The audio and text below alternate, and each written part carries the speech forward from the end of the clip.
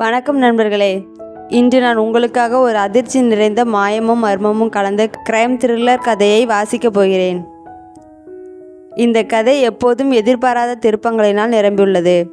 ஒரு அழகான பெண், ஒரு போலீஸ் அதிகாரி, அவரது தங்கை மற்றும் ஒரு கல்லூரி பிரின்சிபல், இந்த நால்வரும் ஒரு மர்ம சம்பவத்தில் சிக்கிக்கொள்கிறார்கள். நீங்கள் நினைத்ததை விட பல எதிர்பாராத காட்சிகள், உங்களின் உள்ளத்தில் ஒளிரும் பயம், அதிர்ச்சி, சுவாரஸ்யமான திருப்பங்கள் உங்களுக்காக காத்துக்கிட்டு இருக்கு. இப்போது உங்கள் கற்பனையை பறக்க தயாராக்குங்கள் மற்றும் கவனமாக கேளுங்கள். ஏனெனில் மாலதியின் மயக்கம் என்று அழைக்கப்படும் இந்த கதை உங்கள் மனதில் நீண்ட காலம் பதிந்திருக்கும் சுரண்டலையும் சிந்தனையும் அதிர்ச்சியையும் உணருங்கள். இந்த கதையில் வரும் கதாபாத்திரத்தில் உங்களுக்கு பிடித்த நபரை கூறுங்கள். இப்போ வாங்க கதை தொடங்கலாம். மாலதியின் மயக்கம், அத்தியாயம் 1. சென்னையிலிருந்து சுமார் 100 கிலோமீட்டர் தூரத்தில் மலையும் காடும் சூழ்ந்த ஒரு சிறிய நகரம். அந்த நகரின் மேற்கு எல்லையில் பழமை வாய்ந்த ஒரு பெண்கள் கல்லூரி இருக்கு, சரஸ்வதி மகளிர் கல்லூரி. 1960களில் கட்டப்பட்ட அந்த கட்டிடம் இன்னும் பழைய அழகை தக்க வைத்திருந்தது. வித்தியாசமான வளைந்த ஜன்னல்கள், பழுப்பு நிற கற்சுவர்கள், மழை பெய்ததால் மங்கலான பச்சை பாசி பிடித்த மூலைகள் எல்லாம் சேர்ந்த அக்கல்லூரி ஒரு விதமான மர்ம உணர்வை தருவதாக இருந்தது. அந்த கல்லூரியில் மாணவிகளின் எண்ணிக்கை 1000க்கும் மேல். தங்கும் விடுதியும் பெரிய நூலகமும் பழைய தேவாலயத்தை நினைவூட்டும் பிரார்த்தனை கூடமும் அந்த வளாகத்தில் இருந்தது. கல்லூரி மாணவிகள் பெரும்பாலும் பணக்கார குடும்பத்தை சேர்ந்தவர்கள். பெற்றோர்கள் வெளிநாடுகளில் வசிப்பவர்கள். அந்த கல்லூரியில் புதிய ஆங்கில ஆசிரியராக வருகிறார் மாலதி. ஜூலை மாத மாலை. வானம் மேகமூட்டமாக இருந்தது. பெரிய கதவின் வழியாக கருப்பு நிற காரொன்று நுழைந்தது. காரில் இருந்த அந்த பெண்ணை கல்லூரி வாட்ச்மேன் பார்த்தவுடனே ஒரு கணம் நின்றான். அவள் காரிலிருந்து இறங்கும் பொழுது அவளை பார்த்த அனைவரும் மூச்சை நிறுத்தியது போல் இருந்தது.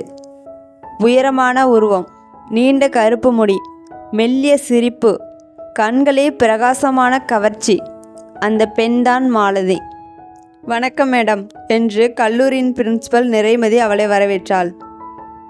மாலதி தலையை அசைத்து சிரித்தாள். நன்றி மேடம், இந்த கல்லூரியில் வேலை செய்வது எனக்கு பெருமை.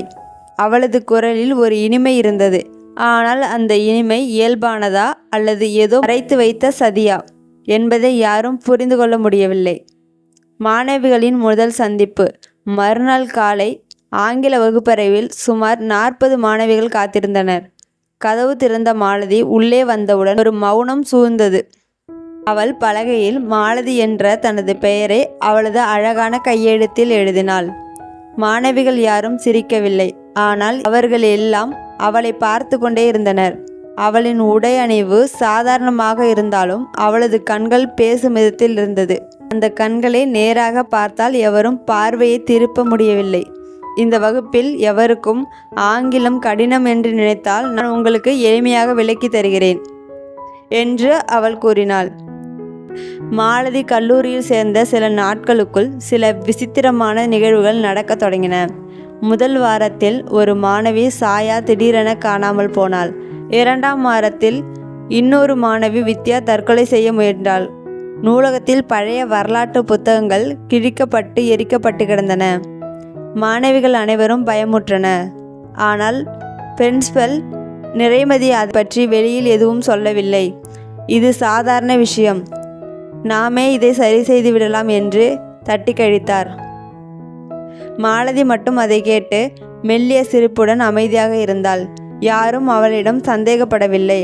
ஆனால் சில மாணவிகள் மாலதியின் கண்களை பார்த்தால் ஏதோ நடக்கிற மாதிரி உணர்கிறோம் என்று ஒருவர் பேசிக்கொண்டனர்.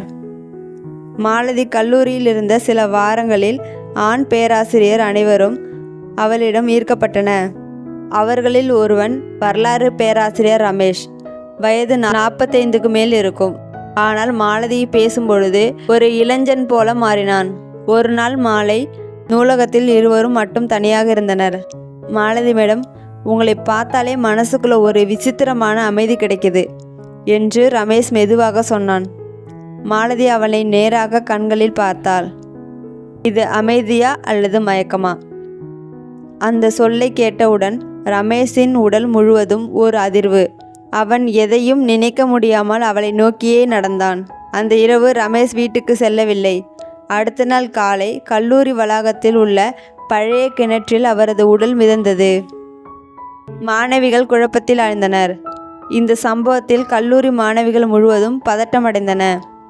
ஒரு குழுவினர் தைரியமாக பிரின்சிபலை சந்தித்து சொன்னார்கள், மேடம், இந்த கல்லூரியில் ஏதோ பிசாசு இருக்கு, எவரோ எங்களை ஆட்டி படைக்கிறார்கள். அந்த சமயம் மாலதி அங்கே வந்து கொண்டிருந்தாள். அவள் அவர்களை பார்த்து சொன்னாள், பிசாசு என்றால் அது உங்களுக்குள் தான். உங்கள் பயம்தான் உங்களை விழுங்குகிறது. அவளது குரலில் ஒரு மந்திர சக்தி இருந்தது. மாணவிகள் வாயடைத்து நின்றார்கள். யாரும் அவளை எதிர்க்க முடியவில்லை. அந்த இரவு கல்லூரி விடுதியின் பின்புறம் பழைய தேவாலயம் போல தோன்றும் அந்த கட்டிடத்தில் யாரும் வழக்கமாக போகமாட்டார்கள். ஆனால் அங்கே விளக்குகள் எரிந்து கொண்டிருந்தது. அதன் உள்ளே மாலதி தனியாக இருந்தாள். அவள் கையில் ஒரு பழைய புத்தகமும் இருந்தது. அதில் கவர்ச்சி, மந்திரம், மனக்கட்டுப்பாடுகள் பற்றி விதிகள் எழுதப்பட்டிருந்தது. அவள் மெதுவாக உச்சரித்தாள், என் பார்வை என் ஆயுதம். யாரும் எனக்கு எதிராக முடியாது. அவர்களை மயக்கத்தில் சிக்க வைத்து நான் விரும்பியதை செய்வேன். அந்த நேரத்தில் கதவு வெளியில் யாரோ ஒளிந்து பார்த்து கொண்டிருந்தார்கள். அவர் யார் என்பதை மாலதி இன்னும் அறியவில்லை. மாலதி, அவளின் உண்மையான நோக்கம் என்ன? அவளை பின்தொடர்ந்து பார்த்த அந்த மர்ம நபர் யார்? இதுதான் அடுத்த அத்தியாயத்தில் வெளிவரப் போகிறது. அத்தியாயம் 2. மழைக்கால இரவு. கல்லூரி வளாகம் முழுவதும் நனைந்திருந்தது. மரங்களில் இலைகள் நீர்த்துளிகளால் கனிந்திருந்தது. விடுதியில் மாணவிகள் அனைவரும் படுக்கையில் அமர்ந்து பேசிக்கொண்டிருந்தாலும் ஒரு பயத்தின் சாயல் அவர்கள் முகத்தில் தெரிந்தது. சில வாரங்களில் 2 மரணம், ஒரு காணாமல் போன மாணவி. இது யாரையும் கலங்க வைக்கும் விஷயமே. ஆனால் இத்தனை சம்பவங்களின் நடுவிலும் மாலதி மட்டும் எந்த அச்சமும் இல்லாமல் இருக்கிறாள். அவள் சாமர்த்தியமாக எல்லாவற்றையும் புறக்கணித்து வழக்கம் போல தனது வகுப்புகளையும் மாணவர்களுடன் உரையாடல்களையும் நடத்தி கொண்டிருந்தாள். அந்த இரவு கல்லூரி மேலாளர் அலுவலகத்தில் விளக்குகள் எரிந்து கொண்டிருந்தது. மேலாளர் விக்னேஷ் 40களிலிருந்தும் சுறுசுறுப்பான, ஆனாலும் பேராசை நிறைந்த மனிதன். கல்லூரியின் நிதி ஒழுங்குகளை அவர்தான் கவனித்து வந்தார். வெளிப்படையான நல்ல பெயர் பெற்றிருந்தாலும் பின்னால் பல சந்தேகத்திற்குரிய பண மோசடிகளில் ஈடுபட்டவன். கதவு தட்டப்பட்டது. உள்ளே வாருங்கள் என்றார் விக்னேஷ். வாசல் திறந்து மாலதி மெதுவாக உள்ளே நுழைந்தாள். அவள் கருப்பு நிற சேலை அணிந்திருந்தாள். சேலையில் உள்ள பட்டு ஒளியில் மின்ன அவளது உருவமே அந்த அறை முழுவதும் ஆட்கொண்டது போல இருந்தது. மாலதி மேடம், இந்த நேரத்தில் வர்றீங்களே, ஏதாவது பிரச்சனையா என்று விக்னேஷ் கேட்க அவள் சிரித்தாள். பிரச்சனை இல்லை, ஆனாலும் உங்களை சந்திக்க வேண்டிய அவசியம் எனக்கு ஏற்பட்டது. மாலதி மேஜையின் அருகில் அமர்ந்தாள். அவள் கண்களை நேராக விக்னேஷ் கண்களில் நிலைத்தாள். உங்களுக்கு ஒரு விஷயம் தெரியும் மேடம் என்று விக்னேஷ் மெதுவாக ஆரம்பித்தான். இந்த கல்லூரியின் நிதி நிலைமை யாருக்கும் தெரியாத அளவுக்கு குழப்பமாக இருக்கிறது. ஆனால் அதை பற்றி யாரும் கவலைப்படவில்லை. ஏனென்றால் நான் கவனித்து விடுகிறேன். அப்படியா? மாலதி சிரித்தாள். நீங்கள் கவனிக்கிறீர்கள் என்பதால் தான் யாருக்கும் சந்தேகம் வரவில்லை. ஆனால் உங்களுக்கு தெரியும், யாராவது ஒருவருக்கு உண்மையை வெளிப்படுத்தும் திறன் இருந்தால். விக்னேஷின் முகத்தில் பதட்டம் தோன்றியது. உங்கள் அர்த்தம்? மாலதி அருகே நெருங்கினாள். அவள் சுவாசத்தின் வாசனை கூட விக்னேஷை மயக்கத்தில் ஆழ்த்தியது. எனக்கு எல்லாம் தெரியும் விக்னேஷ். இந்த கல்லூரியின் நிதியில் நீ எவ்வளவு மோசடி செய்தாள் என்பதும், எந்த வங்கியில் பணம் மறைத்து வைத்திருக்கிறாய் என்றும் எல்லாம் எனக்கு தெரியும். விக்னேஷின் கைகள் நடுங்கியது. இது யாரும் அறியாத விஷயம். உங்களுக்கு எப்படி தெரியும்? நான் கேட்கும் கேள்வி அது அல்ல, மாலை மெதுவாக சொன்னாள். நான் கேட்பது, நீ என்னுடன் சேர்ந்து வேலை செய்வாயா இல்லையா? விக்னேஷ் சில நொடிகள் சிந்தித்தான். அவள் கண்களில் இருந்த பார்வையை திருப்ப முடியவில்லை. அவள் சொன்ன வார்த்தைகள் அவனின் காதுகளில் இசை போல ஒலித்தது. நீங்கள் என்னை விரும்புகிறீர்களா என்று இறுதியில் அவன் கேட்டான். மாலதி சிரித்தாள். எனக்கு அதிகாரம் வேண்டும். இந்த கல்லூரியில் மட்டுமல்ல, இந்த நகரத்தை முடிவெடுக்கும் சக்தியையும் எனக்கு கையில் இருக்க வேண்டும்.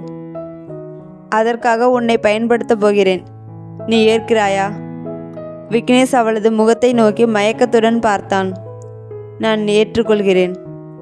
அந்த வார்த்தையை சொன்னவுடன் மாலதி அவனது கையை மெதுவாக தொட்டாள். அவனுக்குள் ஒரு அசாதாரண அதிர்ச்சி ஓடியது.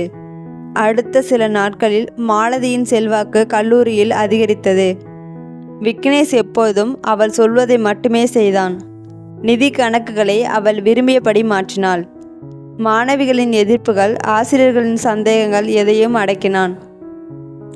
ஆனால் அதற்கெல்லாம் யாரும் அறியாத ஓர் இரகசிய காரணம் இருந்தது. மாலதி அவளிடம் காதல் காட்டியதல்ல, அவள் பயன்படுத்திய ஒரு தனிப்பட்ட உத்தி. விக்னேஷ் அவளது பார்வையில் சிக்கியவுடன் அவளின் கட்டுப்பாட்டில் மாறிவிட்டான். அவன் யோசித்தது கூட அவளது எண்ணங்களின் பிரதிபலிப்பு மட்டுமே. ஒரு நாள் மாலை மாலதி தனது அறையில் கண்ணாடி முன் நின்று கொண்டிருந்தாள். அவள் தன் முகத்தை பார்த்து சிரித்தாள். அவர்கள் எல்லாரும் என்னை ஒரு சாதாரண ஆசிரியை என்று நினைக்கிறார்கள். ஆனால் உண்மை என்னவென்றால், நான் யாரையும் சுலபமாக என் கட்டுப்பாட்டில் வைக்க முடியும். ஒரு நாள் முழு நகரமும் என் கையில் இருக்கும். அந்த சமயம் கதவு தட்டப்பட்டது. மாலதி கதவை திறந்தாள். அங்கே நின்றிருந்தது விடுதியில் இருந்த மாணவி அனிதா. மேடம், உங்களிடம் ஒரு விஷயம் பேச வேண்டும் என்று அவள் நடுங்கிய குரலில் சொன்னாள். மாலதி அவளை உள்ளே அழைத்தாள். என்ன அனிதா, ஏன் இப்படி பயப்படுகிறாய்? மேடம், சாயா எங்கள் தோழி. அவள் காணாமல் போனதும் உங்களுக்கு தெரியும். அந்த இரவு நான் உங்களை விடுதியில் பின்புறம் பார்த்தேன். நீங்கள் யாரோடோ பேசி கொண்டிருந்தீர்கள். சாயா அங்கே இருந்தாள். அடுத்த நாள் அவள் காணாமல் போயிட்டா. மாலதி கேட்டாள். அதனால்? அனிதா நடுங்கினாள். அதனால் எனக்கு சந்தேகம் வருகிறது மேடம். நீங்கள் தான் சாயாவை ஏதாவது? மாலதி மெதுவாக அவளது தோளில் கையை வைத்தாள். அனிதா, உன் கண்கள் அழகாக இருக்கிறது. ஆனால் பயம் உன் அழகை கெடுத்துவிடும். நீ என் மீது நம்பிக்கை வைக்க வேண்டும், புரியுதா? அவள் கண்களில் நேராக பார்த்தவுடன் அனிதாவின் மூச்சு மெல்ல மெல்ல சீரானது. அவள் தன்னுடைய சந்தேகத்தை மறந்துவிட்டாள். ஆம் மேடம், நான் உங்களை நம்புகிறேன். அனிதா வெளியேறியவுடன் மாலதி தனக்குள் சிரித்தாள். ஒரு கண்ணோட்டம் போதும், எவரும் எனக்கு எதிரியாக முடியாது. மாலதி தனது இரகசிய அறைக்கு சென்றாள். பழைய தேவாலயத்தில் கீழே உள்ள அடித்தள அறை. அங்கே காணாமல் போன மாணவி சாயா உயிருடன் கட்டப்பட்டிருந்தாள். சாயாவின் கண்களில் பயமும் கோபமும் கலந்திருந்தது. ஏன் மேடம், ஏன் என்னை இங்கே கட்டி வச்சிருக்கீங்க? மாலதி மெதுவாக அருகில் சென்று அவளது தலைமுடியை தடவினாள். ஏனென்றால் நீதான் என் ஆயுதம். உன்னை பயன்படுத்தி விக்னேஷையும் மற்றவரையும் கட்டுப்பாட்டில் வைக்க முடியும். உன்னுடைய உயிர் அவர்களிடம் பேராசையை ஏற்படுத்தும். சாயா அலறினாள். இப்படி செஞ்சா நீங்க தப்பிக்க முடியாது. யாராவது கண்டுபிடிப்பார்கள். மாலதி ஒரு வில்லத்தனமாக சிரிப்பை சிரித்துவிட்டு, யாரும் என்னை சந்தேகப்பட மாட்டார்கள் சாயா. நான் அழகாக சிரித்தால் எல்லோரும் என்னை புனித தேவதை போல நினைப்பார்கள். அவள் அந்த அறையின் கதவை பூட்டினாள். மாலதி விக்னேஷை தனது கட்டுப்பாட்டில் வைத்திருந்தாள். மாணவிகள் அவளை எவரும் சந்தேகப்படவில்லை. ஆனால் அடித்தளத்தில் சாயா உயிருடன் அடைக்கப்பட்டிருந்தாள். இந்த கதை வெளிச்சத்திற்கு வந்தால் மாலதியின் முகமுடி கிழிந்துவிடும். ஆனால் யாருக்கு அந்த தைரியம்? அந்த அறையின் இரகசியத்தை யார் முதலில் கண்டுபிடிப்பார்கள்? இதற்கான விடை அடுத்த அத்தியாயத்தில் உள்ளது.